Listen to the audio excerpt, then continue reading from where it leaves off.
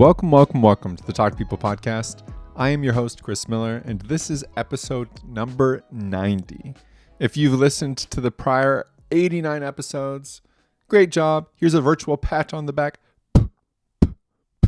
If this is your first time listening, well, I'm so glad to have you.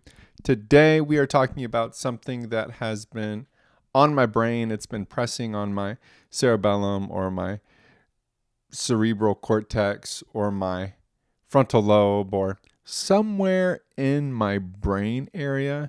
It's been applying pressure.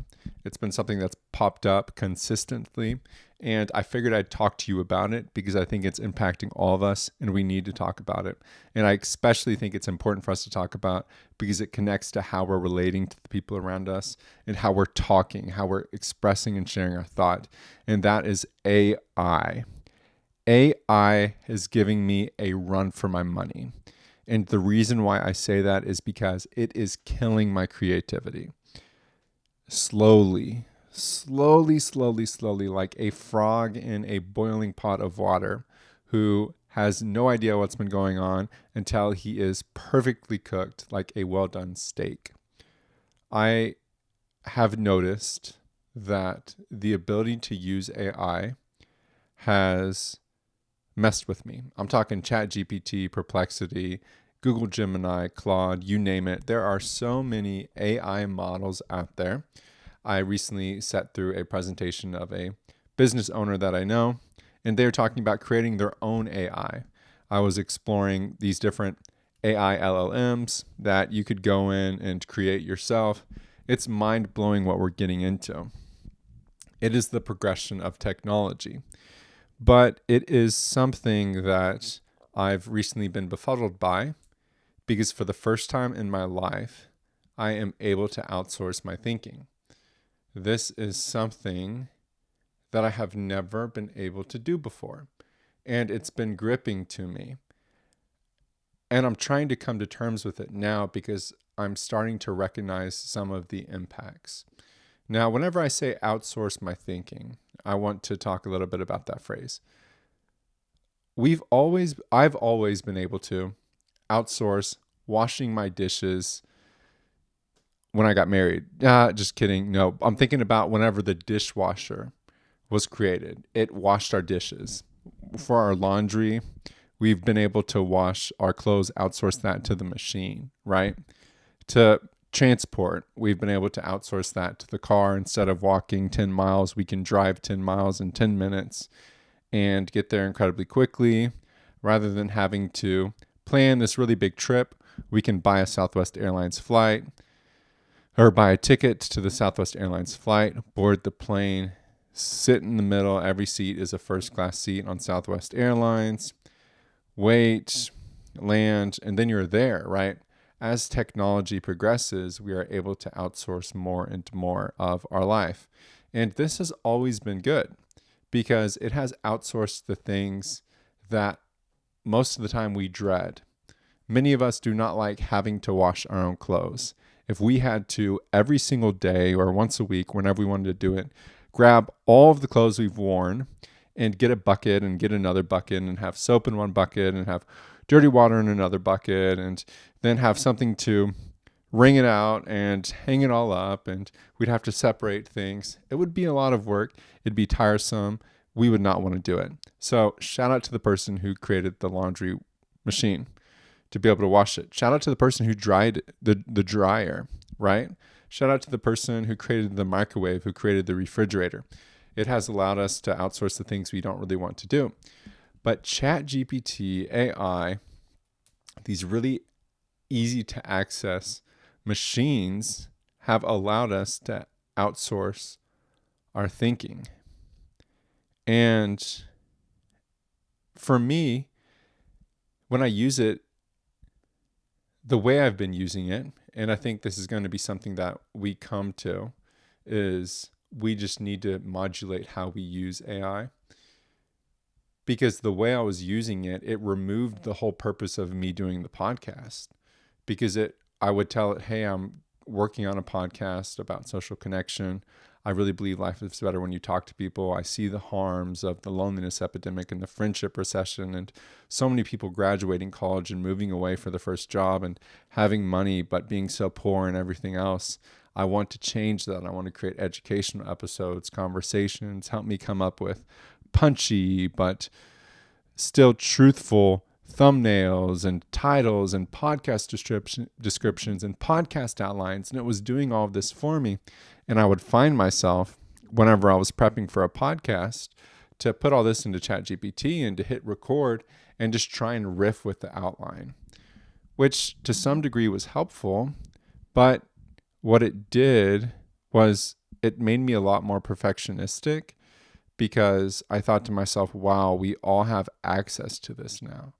What am I uniquely bringing to the table? If you or the person who is creating a podcast tomorrow, or anybody could listen to this and put in a prompt and get something even better than me if they're better at creating prompts, because the ability to create a good prompt is going to be what gives us great output, right? So if they're better at creating prompts than me, then they're going to be better than me, since I'm relying on this thing to come up with my podcasts. And it either pushed me into one camp of having no thought, like literally coming here and being like, oh, I feel like I need to put up a podcast, and having a podcast outline and kind of riffing, or too much thought, because I think to myself, no, I need to be an expert. I need to contribute something unique. And I just sneezed. AI does not do that yet. Either I'd have no thought, or I'd be like, oh, I need to be an expert and I need to come up with something unique and something research backed, and what makes me someone who people will listen to, and what gives me that position. And before I knew it, I would be on like take number 4. I wouldn't be happy with the episode, and it would never see the light of day. So it's very unique because it increased my perfectionism. It wasn't necessarily just doing the dishes for me anymore. Rather, it was doing the stuff that I wanted to do. I wanted to do the thinking of coming up with the episode, of writing down my notes. And I realized I can use it as a companion. I can use it not as a substitute, but as a supplement. But I think this is a consequence or a symptom of technology.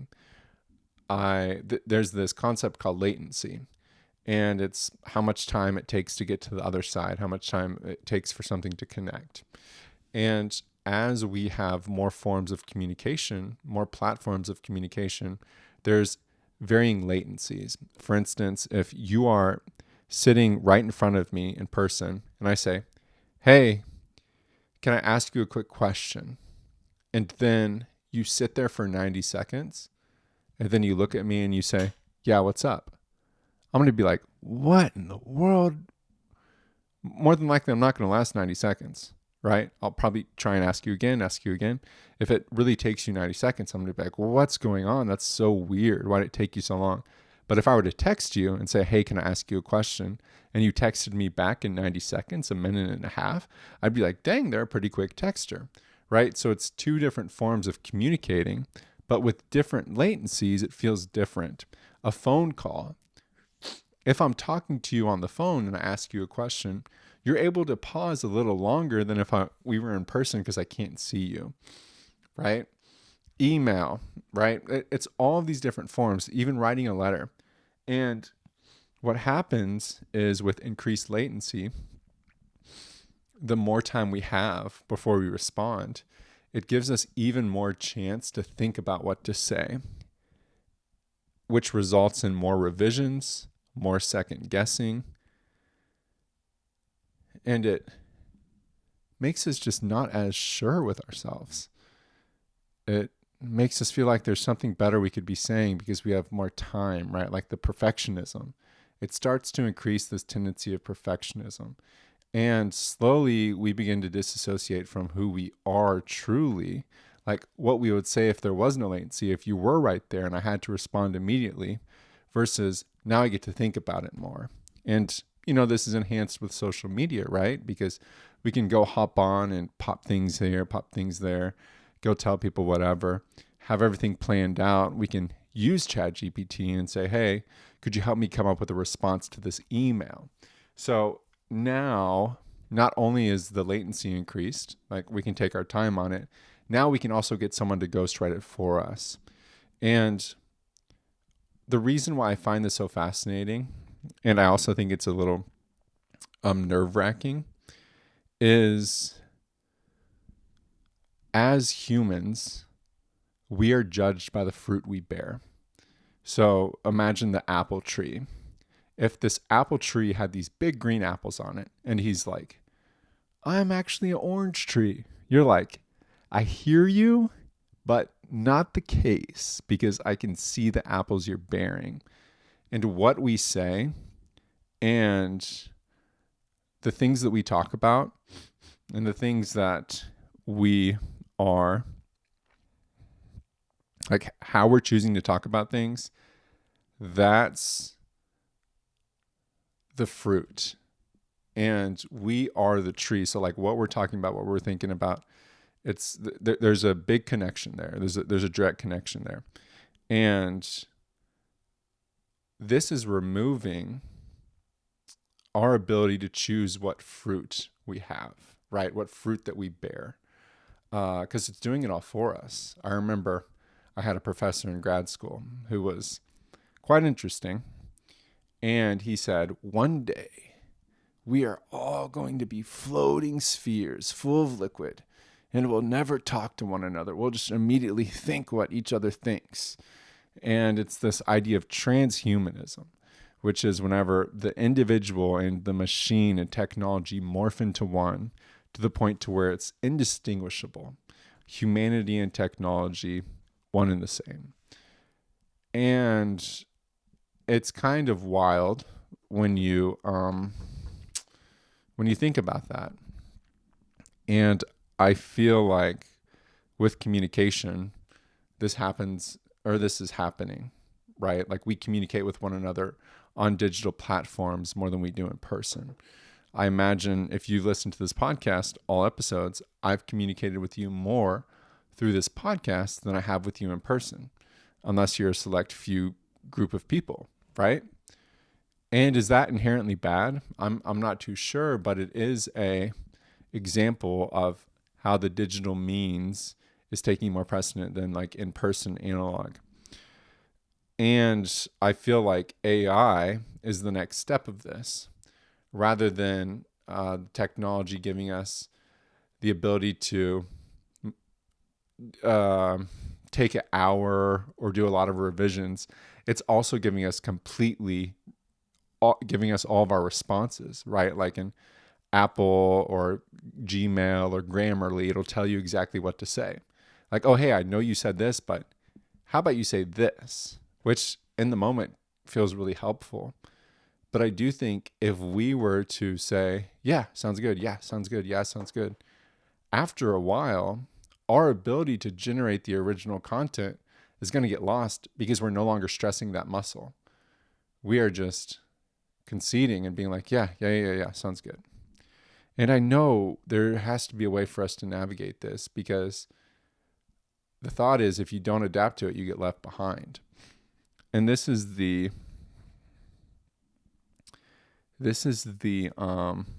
what a lot of people talk about with like transhumanism is like, if we do get to the point to where everybody's putting the computer chip in their brain that gives them access to all the information on the internet immediately, they're going to be much faster thinking than other people who don't have it. So the people who don't have it are going to want to get it, or else they feel like they're going to be left behind. They're not going to get the good jobs with the high paying money. They're not going to get the smart investing positions because other people with the computer chips are. So it forces you to kind of keep going and going. And then you get the health insurance companies who say, oh, you know what?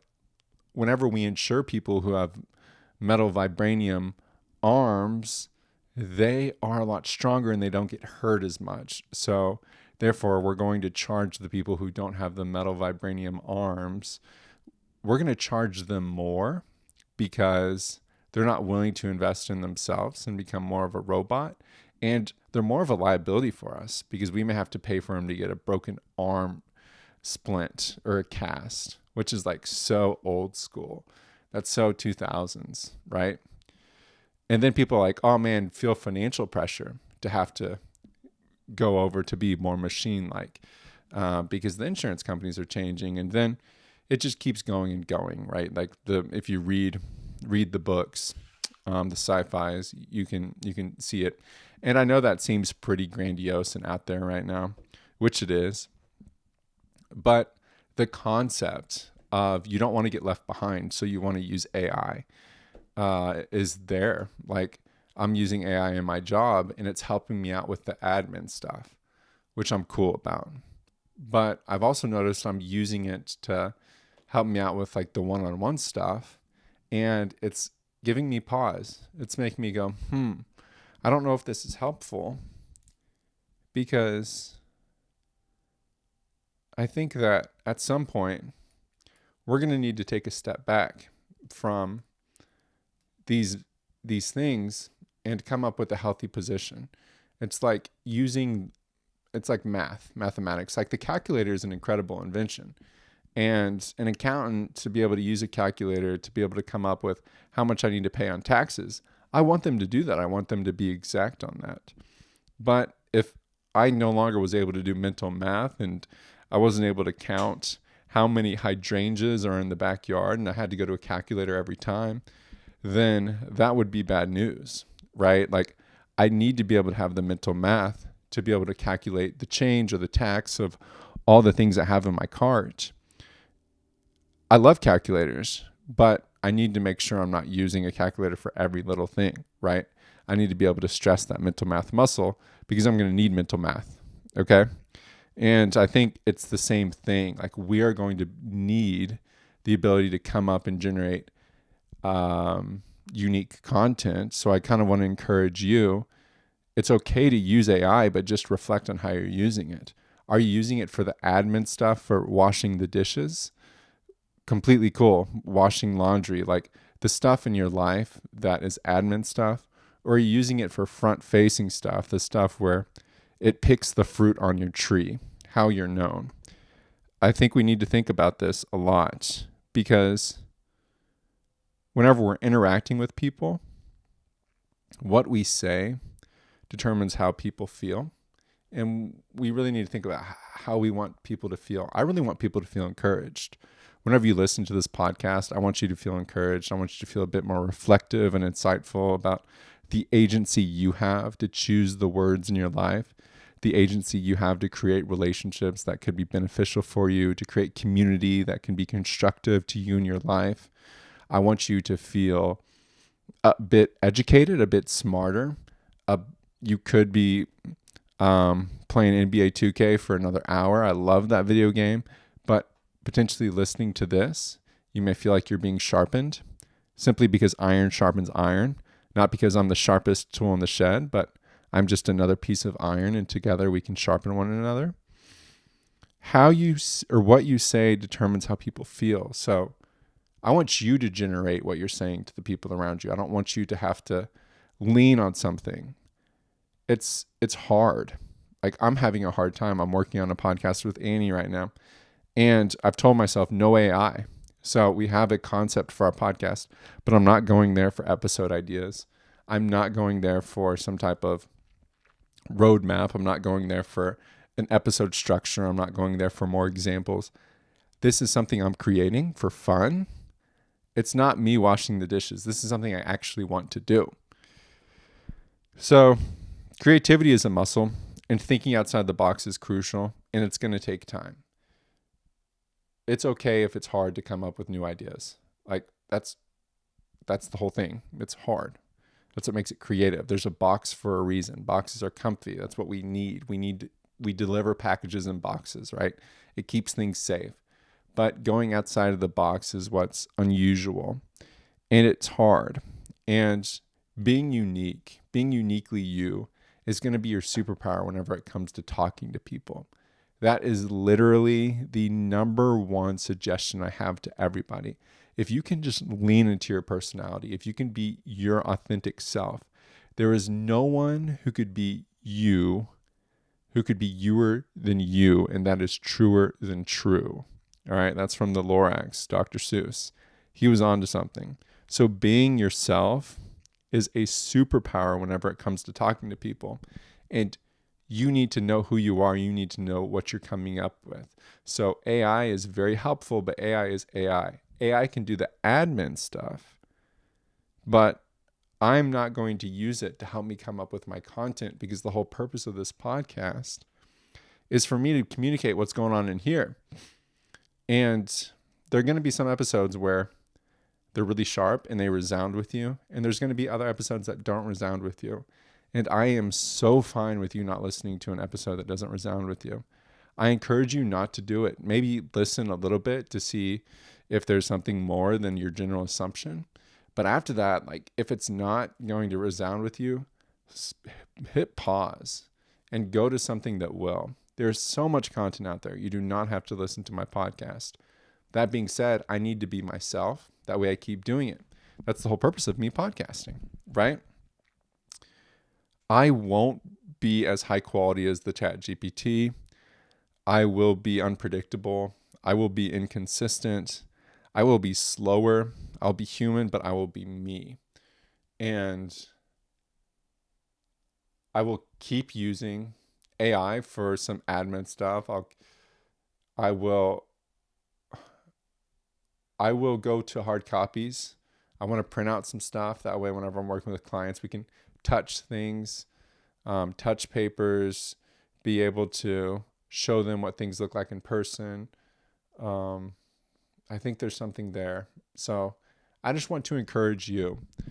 I think the progression of digital technology has been a net positive for people. Like, we've been able to do such incredible things. The company I worked at was healthcare. It was electronic medical records. So people no longer had to worry about losing all of their stuff in a flood and dying because the doctor couldn't keep track of their prescription and they were overprescribed, they were wrong prescribed. Now we just have it all in the cloud. And no matter what military base you're at, no matter what hospital you go to, they can look at it. That's such positive development. I'm so proud of that. The human scientific progress we've made. Yes, let's go. That's great. But whenever it comes to how we're connecting with those around us, it's very tricky, and it is proven to be not as much of a silver bullet, one size fits all for people. It's very hard. Our brains are still primitive. They're not going to develop as quickly as technology. We're going to get rocked by TikTok and Instagram and YouTube and their algorithms, because they elicit the dopamine and they target the serotonin, exactly what we want. So we're going to have to be a little old school and go out there and be uncomfortable and come up with stuff and be ourselves. But I want to encourage you to keep being yourself and to remember there is no one who could be youer than you, and that's truer than true. Shout out to Dr. Seuss. I hope you enjoyed this episode. If you ever have a question for me, feel free to email me at talktopeoplepodcast@gmail.com. Remember, life is better when you talk to people, and I'll see you next time, folks.